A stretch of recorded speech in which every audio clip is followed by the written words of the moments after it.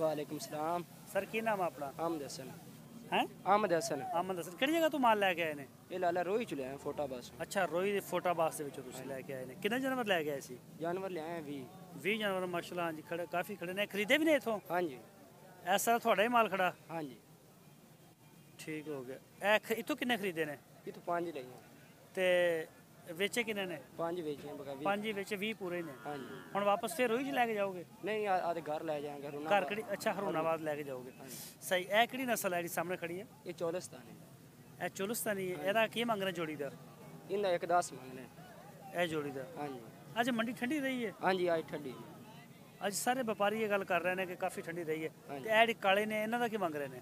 ਇਹਦਾ 36 ਮੰਗਿਆ। 36000? ਹਾਂਜੀ।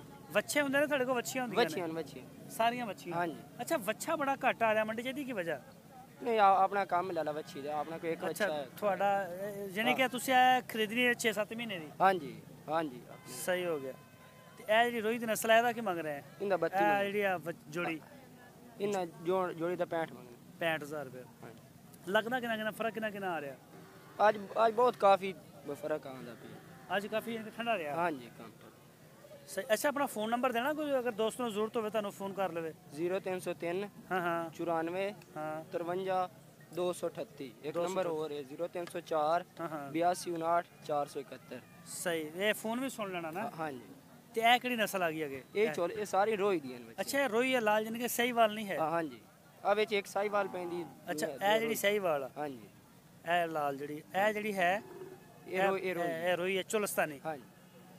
ਚੋਲਿਸਤਾਨੀ ਦਾ ਰੇਟ ਜ਼ਿਆਦਾ, ਸਹੀਵਾਲ ਦਾ ਰੇਟ ਜ਼ਿਆਦਾ? ਜੋ ਚੋਲਿਸਤਾਨੀ ਦਾ ਜ਼ਿਆਦਾ। ਅੱਛਾ, ਇਹ ਮਹਿੰਗੀ ਆ? ਇਹ ਬੱਚਾ ਵੀ ਤੁਹਾਡਾ? ਬੱਚਾ ਹੀ ਆਪਣਾ। ਅੱਛਾ, ਬੱਚਾ ਮਾਸ਼ਾਅੱਲਾ ਸੋਹਣਾ ਆ ਜਾ। ਬੱਚਾ ਜ਼ਿਆਦਾ ਦਿਖਾਈਏ। ਔਰ ਇਸ ਬੱਚੇ ਦਾ ਕੀ ਮੰਗ ਰਹੇ ਹੋ? ਇਹਦਾ 85 ਮੰਗਨੇ। ਉਮਰ ਕਿੰਨੀ ਹੈ ਇਹਦੀ? ਤਕਰੀਬਨ ਹੈ ਸਾਲ ਸਵੇ ਦਾ। ਸਵਾ ਸਾਲ ਦਾ? ਹਾਂਜੀ। ਬੋਟੀਆਂ ਕਿੰਨੀਆਂ ਨੇ ਇਹਦੀਆਂ? ਤਕਰੀਬਨ ਹੋਸੀ 3 ਮਨ ਤੋਂ ਜ਼ਿਆਦਾ ਹੈ। 3 ਮਨ ਤੋਂ ਜ਼ਿਆਦਾ ਹੋਏਗਾ? ਹਾਂਜੀ। ਖੀਰਾ ਹੈ ਤੇ ਇਹਦਾ ਲੱਗਿਆ ਕਿੰਨਾ? ਇਹਦਾ ਲਾਈ ਜਾਂਦੇ ਨੇ 55 60। 55-60? ਹਾਂਜੀ। ਇਹ ਭੁੱਖਾ ਹੈਗਾ, ਕਾਗਜ਼ ਖਾਈ ਜਾਂਦਾ? ਹਾਂਜੀ ਹਾਂਜੀ। ਪੱਠੇ ਨਹੀਂ ਪਾਏ ਲੈ ਕੇ? ਪੱਠੇ ਸਵੇਰ ਦਾ ਆਇਆ ਨਾ 3 ਵਜੇ ਦਾ ਆਇਆ ਹੋਇਆ। ਅੱਛਾ। ਹਾਂਜੀ। ਇਹ ਦੇਖੋ। ਅੱਛਾ, ਤੇ ਇਹ ਵੀ ਤੁਹਾਡਾ ਹੈ? ਹਾਂਜੀ ਇਹ ਆਪਣੀ। ਅੱਛਾ, ਇਹ ਇੱਧਰ ਤੁਹਾਡਾ? ਹਾਂਜੀ। ਸਹੀ। ਮਾਲ ਤਾਂ ਮਾਸ਼ਾਅੱਲਾ ਬੜਾ ਅੱਛਾ ਹੈਗਾ, ਲੇਕਿਨ ਗਾਹਕੀ ਵੈਸੇ ਕੁਝ ਠੰਡੀ ਰਹੀ ਹੈ? ਹਾਂਜੀ ਅੱਜ ਕੋਈ ਨਹੀਂ ਗਾਹਕ ਠੰਡਾ ਰਹਿ ਗਿਆ ਕੰਮ। ਸਹੀ। ਤੇ ਇਹ ਜਿਹੜੇ ਖੜੇ ਨੇ ਆ ਤਿੰਨ, ਇਹਨਾਂ ਦਾ ਕੀ ਮੰਗਣਾ? ਤਿੰਨਾਂ ਦਾ? ਇਹਨਾਂ ਦੇ 42 ਮੰਗਨੇ। ਤਿੰਨਾਂ ਦਾ? ਹਾਂਜੀ। ਤੇ ਲੱਗਦਾ ਕਿੰਨਾ ਪਿਆ ਇਹਨਾਂ ਦਾ? ਲਾਉਂਦੇ 30 32 ਲਾਉਂਦੇ। 30 32। ਚਲੋ, ਹੁਣ ਮੇਰਾ ਖਿਆਲ ਤੁਹਾਡਾ ਕੰਮ ਦਾ ਟਾਈਮ ਹੈ, ਕਰ ਸਕਦੇ ਮਸਰੂਫ ਹੋ ਤੁਸੀਂ। ਬੜੀ ਮਿਹਰਬਾਨੀ ਟਾਈਮ ਦਿੱਤਾ। ਇਹ ਦੋਸਤੋ ਤੁਸੀਂ ਗੱਲਬਾਤ ਸੁਣ ਲਈ ਉਹਨਾਂ ਦੀ। 20-25 ਜਾਨਵਰ ਲੈ ਕੇ ਆਏ ਨੇ, ਕੁਝ ਖਰੀਦੇ ਵੀ ਨੇ ਔਰ ਕੁਛ ਹੁਣ ਸੈਕਿੰਡ ਹੈ। ਵੈਸੇ ਸਾਰਾ ਦਿਨ ਜਦੋਂ ਆਉਂਦੇ ਨੇ ਵਪਾਰੀ ਕਾਫੀ ਬਿਜ਼ੀ ਹੁੰਦੇ ਨੇ, ਬਹੁਤ ਉਹਨਾਂ ਕੋਲ ਟਾਈਮ ਕਮ ਹੁੰਦਾ। ਕਸਟਮਰ ਉਹਨਾਂ ਦੇ ਬਹੁਤ ਸਪੀਡ ਨਾਲ ਆ ਰਹੇ ਹੁੰਦੇ ਨੇ, ਕੋਈ ਖਰੀਦਣ ਵਾਲੇ, ਕੁਛ ਵੇਚਣ ਵਾਲੇ। ਤੇ ਬਸ ਅੱਜ ਕਹਿੰਦੇ ਨੇ ਕੁਛ ਠੰਡਾ ਹੀ ਰਿਹਾ, ਮੰਡੀ 'ਚ ਕੋਈ ਖਾਸ ਤੇਜ਼ੀ ਨਹੀਂ ਸੀ।